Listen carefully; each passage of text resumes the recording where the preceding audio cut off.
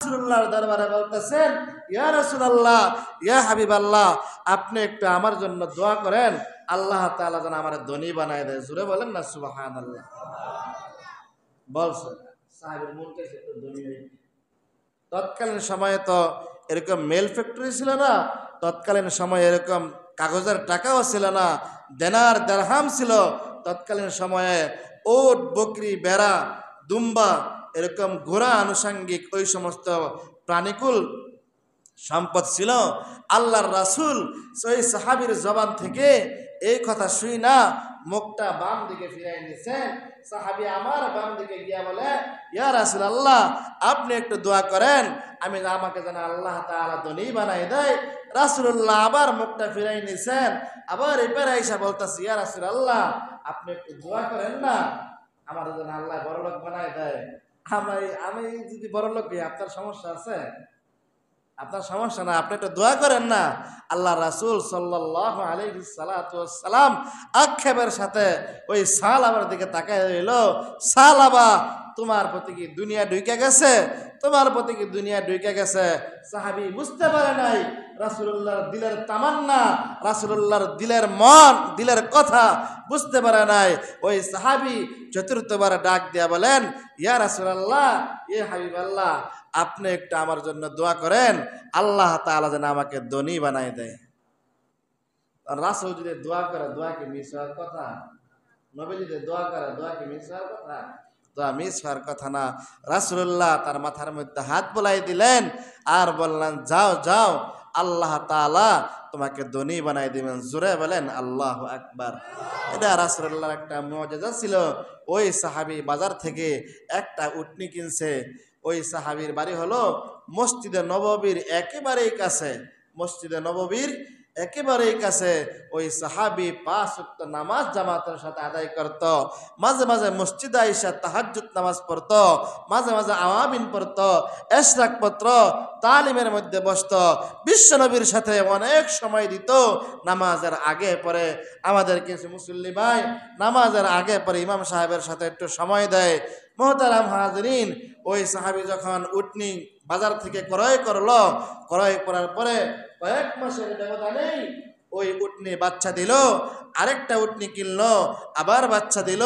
দুইটা উটনি থেকে মোটামুটি 10 থেকে 15টা উটের মালিক হয়ে গেছে। জোরে বলেন আল্লাহু আকবার।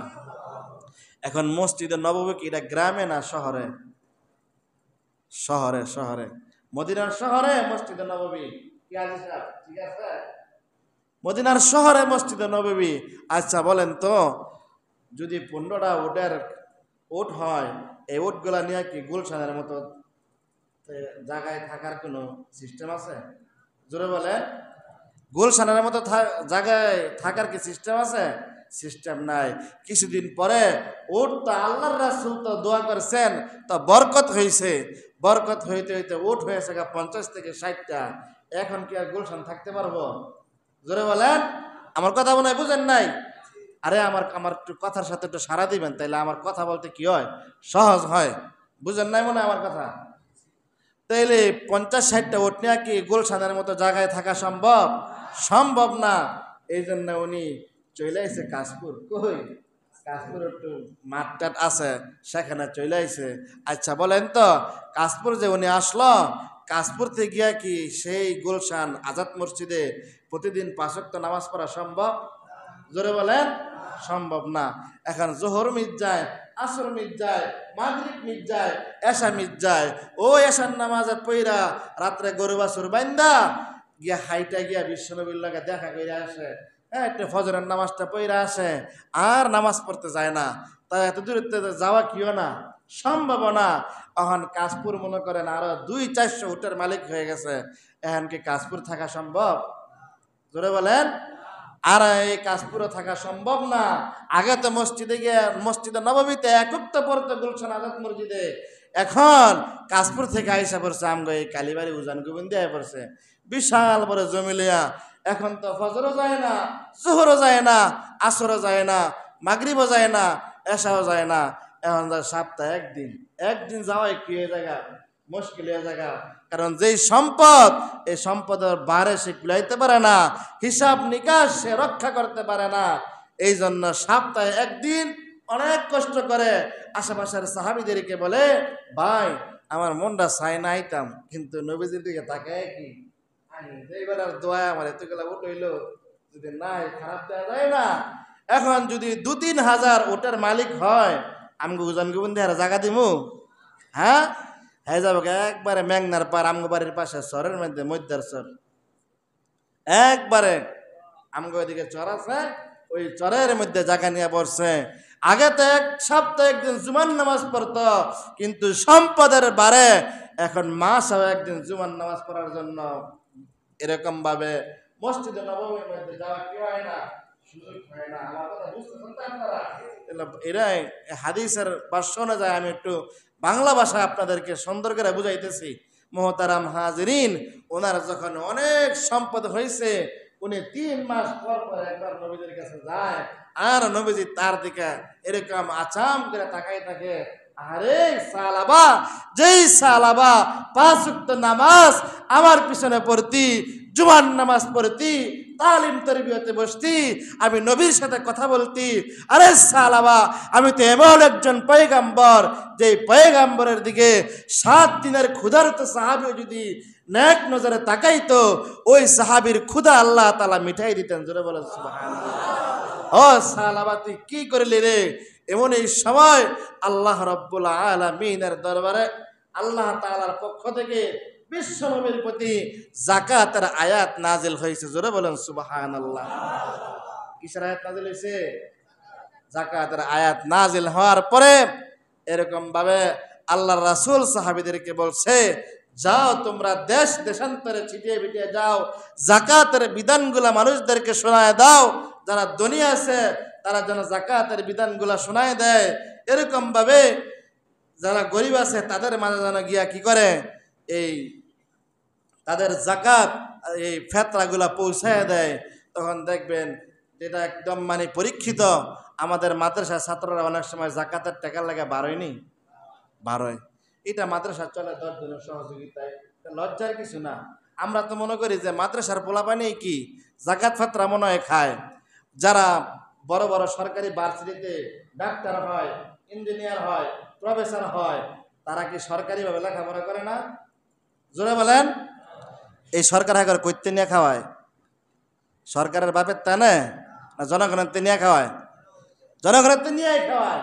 আমগুলা দেখা যায় কি করে না, দেখা যায় না। কিছু হইলে খোড়া দেয়, এই হুজুররা জাকাত ফাতরা খাইয়া কি হয়েছে? আপনার পোলায় ডাক্তার হয়েছে, আপনার পোলায় চাঁদা খাইয়া ডাক্তার হয়েছে। জোরে বলার ঠিক কিনা? এটা দেখা যায় না, আমগুলা দেখা যায়। যাক, বুঝাইতে চাই, যখন মহল্লার মধ্যে গেছে, ওই সাহাবীরাও ওই ওই মধ্যস্থর গেছে, যাওয়ার পরে বলে, ভাইজান আল্লাহর রাসূল তা আপনার কাছে পাঠাইছে, আপনার সম্পদের কিছু যাকাত আসছে। ওই সাহাবী মনে মনে কি কয় জানেন?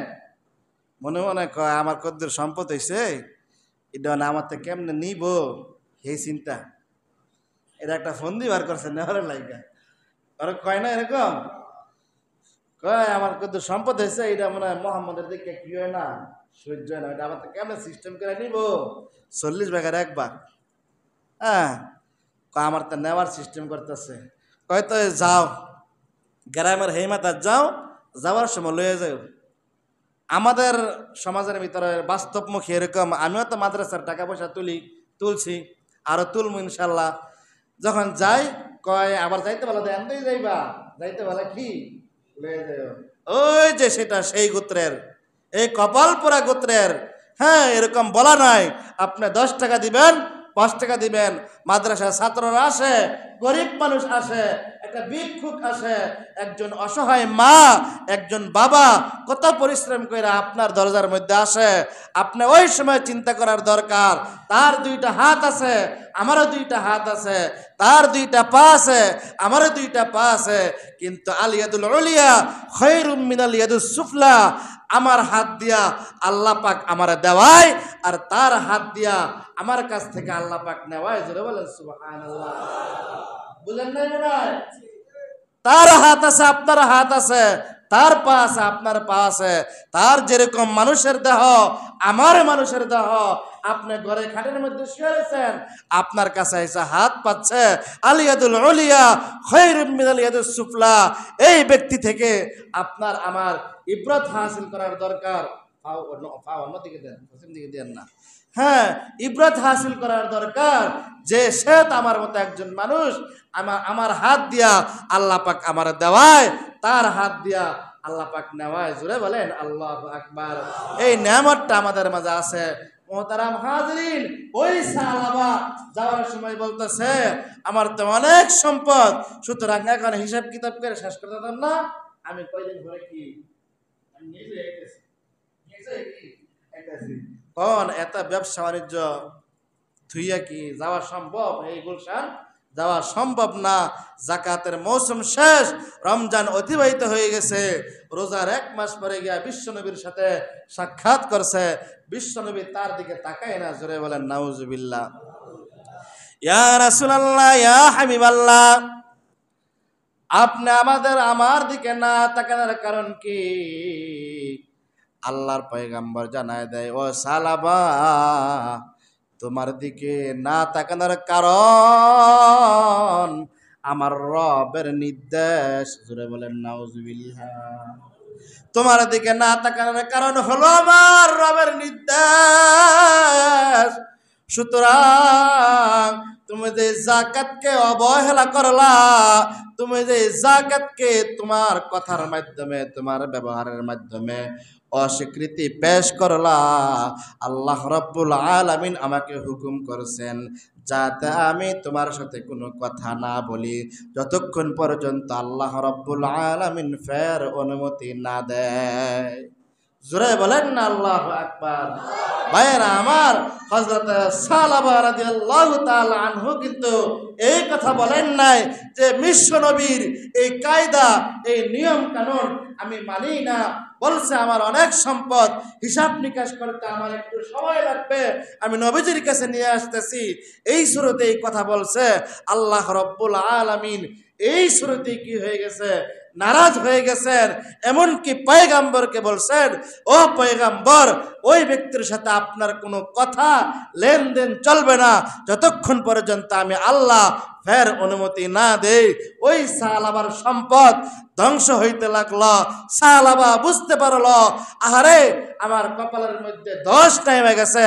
ওই সাহাবা এই রোগযুক্ত, এরকম ভাবে ভাইরাস যুক্ত এই প্রাণীগুলা বিক্রি করে দিয়ে সমস্ত সম্পদের অর্থ টাকা পয়সা নিয়ে মসজিদে নববীর মধ্যে হাজির হয়েছে আর বলে, ইয়া রাসূলুল্লাহ, ইয়া হাবিবাল্লাহ, আমি আর সম্পদের মালিক হতে চাই না, আমি আর সম্পদের মালিক হতে চাই না, আমি আর ধনী থাকতে চাই না।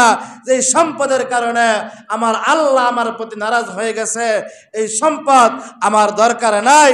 মুহতারাম হাজিরিন, আমাদের সমাজে আমাদের কিছু প্রিয় ভাই এমন আছে, কিছু কলিজার আব্বা জানেরা এমন আছে, ব্যবসার কারণে নামাজ পড়তে পারে না, ব্যবসার কারণে আল্লাহর হুকুম গোলামি করতে পারে না। যে দোকানের কারণে আপনি ঠিকমতো নামাজ পড়তে পারেন না, এই দোকান আপনাকে জাহান্নামে নিয়ে যাবে। যে ব্যবসার কারণে আপনি নামাজ পড়তে পারেন না, ওই ব্যবসা আপনাকে জাহান্নামে নিয়ে যাবে। যে ক্ষেত খামারের কারণে আপনি নামাজ পড়তে পারেন না, এই ক্ষেত খামার আপনাকে জাহান্নামের মধ্যে নিক্ষেপ করবে। জোরে বলেন ঠিক কিনা? মুহতারাম হাজিরিন, ওই সাহাবা সমস্ত সম্পদ আইনা রাসূলুল্লাহর কাছে এরকম ভাবে হস্তান্তর করছে। হস্তান্তর করার পরে রাসূলুল্লাহ অ্যাকসেপ্ট করে না। কোনো এক সময়ে আল্লাহর পয়গম্বরের কাছে অনুনয় বিনয় করিয়া আল্লাহ রাব্বুল আলামিনের হাবিব, আল্লাহ রাব্বুল আলামিনের হাবিবের তো দয়া বেশি, মায়া বেশি। রাসূলুল্লাহর কাছে মায়া দেখা আল্লাহ রাব্বুল আলামিন বললেন, হে মুহাম্মদ, আমার চাইতে তো তোমার মায়া বেশি না, সুতরাং যাও, আমি সাহাবাকে মাফ করে দিলাম। কিন্তু এই মাফ তো আল্লাহ তাআলা পরবর্তীতে মাফ করলেন, কিন্তু আল্লাহ তাআলা তো আগে রাগ হয়ে লইছেন। জোরে বলেন ঠিক কিনা? মা আপনার প্রতি রাগ হয়েছে, পরবর্তী একদিন পরে আপনারা মাফ করে দিছে। বিষয়টা কেমন না? একদিন রাগ না হইতে তাহলে অন্য বিষয়। মুহতারাম হাজিরিন, এই জন্য উত্তম হলো জাকাতের টাকা, ফিতরার টাকা তার বাড়িতে গিয়া আপনি নিজের হাতে পৌঁছাইয়া দেওয়া। মুহতারাম হাজরিন, আমাদের হালত তেমন, আমাদের যারা জাকাত দেয়, জাকাত দেওয়ার অভাব নাই, নেওয়ারও কি নাই? জোরে বলেন। জাকাত দেওয়ার লোক কি নাই? অভাব নাই। নেওয়ার লোক মনে অভাব আছে? হ্যাঁ, সুস্থ সবল কাজ কাম করতে পারে ওই ব্যক্তিতে জাকাত খাইতে পারবে না, ওই ব্যক্তি ফেতরা খাইতে পারবে না।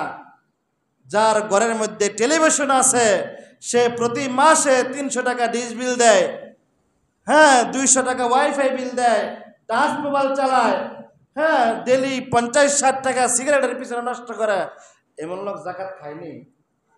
আসতে কেন? জোরে বলেন, জাকাত খায়নি।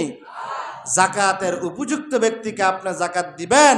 মুহতারাম হাজরিন, আশরাফ আলী থানভী রহমতুল্লাহ আলাই একটা কিতাবের মধ্যে লেখেন, এক ব্যক্তি রমজানের আগের দিন একটা গাঠি লিয়া বাড়িছে। জোরে বলেন আল্লাহু আকবার। দীর্ঘ 1 বছর ঘুরছে। কয় বছর? 1 বছর ঘুরছে গাঠটিটা লইয়া। 60 টাকানি কথা। 1 বছর ঘুরছে গাঠটি লইয়া। অনেক দিন পরে, 1 বছর পরে আবার আগামী রমজানের শেষের দিকে এক লোকের সাথে সাক্ষাৎ। হেই বেড়ার দাড়ি মোষ চুল টুল বড় হয়ে বেড়ায় পাগল হয়ে গেছে। যেই ব্যক্তি গাঠটি লিয়ে ঘুরতেছে, এই গাঠটির মধ্যে হলো জাকাতের টাকা। জোরে বলেন আল্লাহু আকবার। জাকাতের টাকা লিয়ে কয় বছর ধরে ঘুরতেছে? 1 বছর ধরে ঘুরতেছে। প্রতিমধ্যে ওই ফকিরকে দেখা, আহারে অনেক দিন পরে একটা ফকির পাইছি, হ্যাঁ রে না এই জাকাতের টাকাটি হ্যাঁ হাতে হস্তান্তর কইরা আমি একটু মুক্তি লই। কি লই? মুক্তি লই। কারণ জাকাত তো এটা মারাত্মক জিনিস, এটা হলো পায়খানা, দুর্গন্ধময়। এটা পায়খানার চাইতে আরো খারাপ। এটা আমার মালের সাথে রাখলে আমার মাল দুর্গন্ধ হয়ে যাবে, আমার মাল দুর্গন্ধ হয়ে যাবে, আমার মাল নাপাক হয়ে যাবে। আমার মালের সাথে মিশলে আমার ব্যবসা বাণিজ্য প্রতিষ্ঠান খেত খামার গরু বাছুর সব ধ্বংস হয়ে যাবে। জাকাত দিয়া আপনি আমার মালকে পরিষ্কার করতে হবে। আর জাকাত পূর্ণাঙ্গভাবে অক্ষর অক্ষরে হিসাব নিকাশ করে আদায় করতে হবে। এই জন্য মালকে পবিত্র করতে হলে আপনার 1 নাম্বার শর্ত হলো A to Z, পাই টু পাই, এমনকি পয়সা পর্যন্ত হিসাব করতে হবে। আর এই হিসাব কইরা গরিবের হক গরিবের বাড়িতে নিয়ে আদায় করে দিতে হবে। এটা হইল আল্লাহ এবং আল্লাহ রাসূলের আদেশ। তার হক, তার পাওনা পরিপূর্ণভাবে তাকে এরকম ভাবে বুঝিয়ে দিতে হবে। এটা আমার থেকে আমার দায়িত্ব। অনেকে মনে করে জাকাত দিলে মনে হয় সওয়াব হয়। জাকাত দিলে মনে হয় কি হয়? জাকাত দিলে কি হয়? আপনার ধারণা ভুল, আপনার চিন্তা চেতনা সম্পূর্ণ ভুল। জাকাত দিলে কোনো সওয়াব হয় না। কারণ জাকাত তো এটা এমনি সে পানা। আপনার মালের সম্পদের 40 ভাগের 1 ভাগ তার পাওনাটা তাকে দিতেছেন। তার পাওনাটা কি করতেছেন? আমার কথা মনে হয় বুঝেন নাই? তার পাওনাটা তাকে দিতেছেন। তার পাওনা আমি তারে দিমু, এটা আমার সওয়াব কি? সওয়াবের কি? আমার দায়িত্ব এটা কি করা? তার বাড়িতে গিয়ে পৌঁছায় দাও। অনেকে আবার কাপড় দেয় বিশাল বড় সিরিয়াল লাগাইয়া, মাঝে মাঝে খবর পায় 2-4 জন নাকি মারাও যায়, হ্যাঁ জাকাত আনতে গিয়া।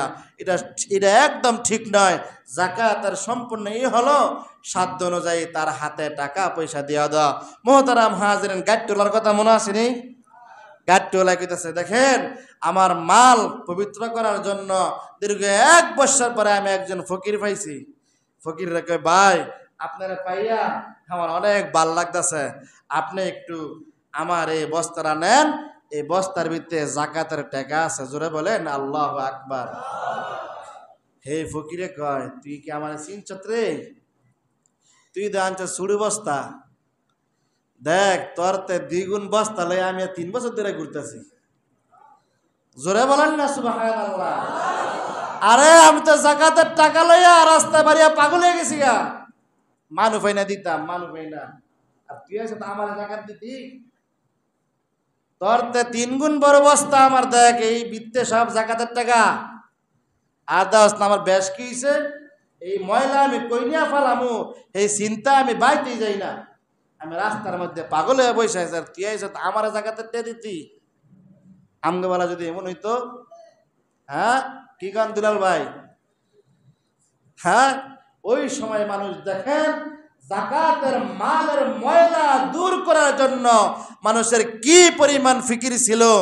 ওই সময়ে মানুষ যাকাত পাইটু পাই দিত, নেওয়ার কি অভাব, এখন দেউয়ার অভাব নাই, নেওয়ার কি অভাব নাই। গত বছর 500 টাকা দিছে, এবছরকে 100 টাকা দিয়ে মুখে যা পারেন তাড়াতাড়ি দেন, 100 দেন, না নিলে কি লস, না নিলে কি। আরে ভাই আমি তো ময়লা খাইতেছি, আমি কি খাইতেছি, ময়লা খাইতেছি। আল্লাহ তাআলা, আমার ওয়াজ বুঝছেন নি আপনারা?